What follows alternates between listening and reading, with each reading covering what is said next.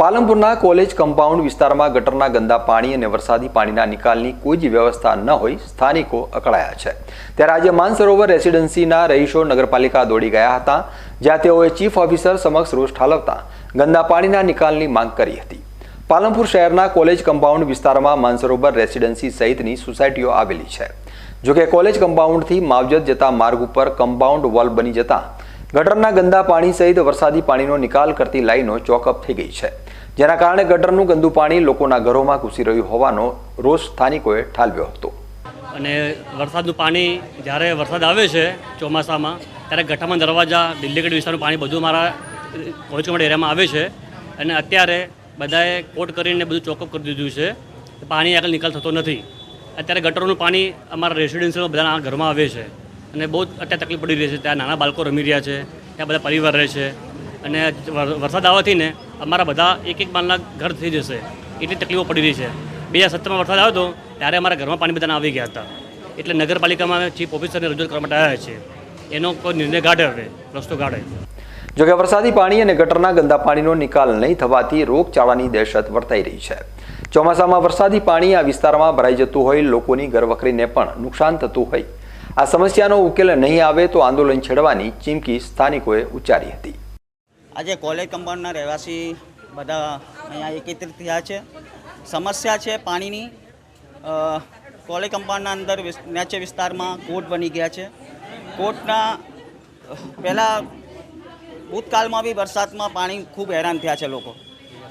એ લોકોને વિચાર આવે ને તો હૃદય કાપી જાય, કેમ કે લોકોના ઘરમાં પાણી ભરાઈ ગયું। આ જ સમસ્યા હવે ઊભી થશે, કેમ કે પાણીનો નિકાલ નથી। નીચે કોટ બની ગયા છે, પાણીના નિકાલના રસ્તાઓ બંધ થઈ ગયા છે। કોલેજ કમ્પાઉન્ડમાં પાણી ઉપરના વિસ્તારનો આખી દિલ્હી ગેટ સુધીનો પાણી કોલેજ કમ્પાઉન્ડમાં આવે છે। ગંદુ પાણી, એટલું ગંદુ પાણી છે કે તમે 10 મિનિટ ત્યાં ઊભા ના રહી શકો।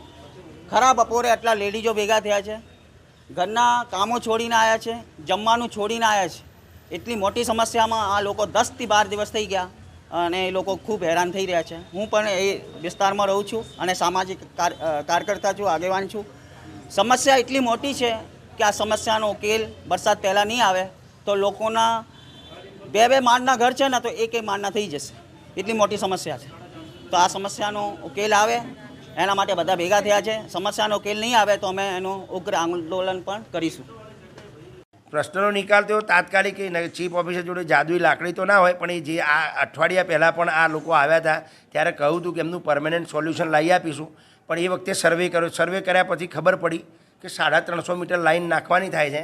અત્યારે હાલ આમ તો જો રાહ જોવા જઈએ તો 143 કરોડની નવી જે સ્કીમ મંજૂર થઈ છે એમાં જાય, પણ જો એટલી રાહ જોવા એવું છે નહીં।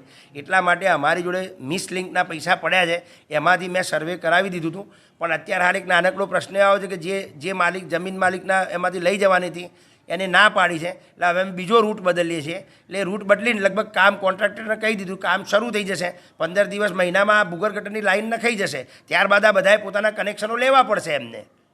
ચોમાસામાં પાણી ભરી જવાનો પ્રશ્ન ઊભો નહીં થાય? ચોમાસામાં પાણી ભરવાનો પ્રશ્ન જેને દિવાલ કરી એની દિવાલ અમે તોડી કાઢીશું। જોકે ચીફ ઓફિસરે સર્વે થઈ ગયો છે અને રૂટ બદલી ટૂંક સમયમાં કામ શરૂ થઈ જશે તેવો દાવો કર્યો હતો।